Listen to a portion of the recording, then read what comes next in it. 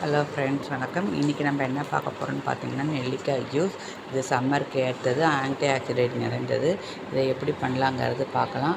நான் ஒரு 4 நெல்லிக்காவை கட் பண்ணி போட்டிருக்கேன். அதுக்கு என்னென்ன பொருள் தேவை அப்படிங்கிறத பார்த்துக்கலாம்.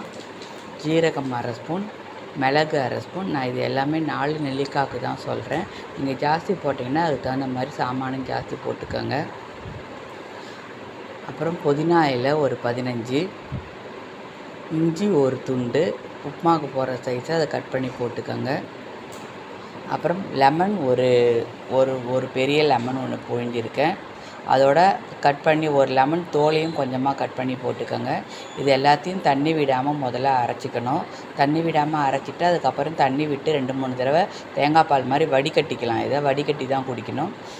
அப்புறம் தேவையான அளவு உப்பு சேர்த்துக்கலாம்.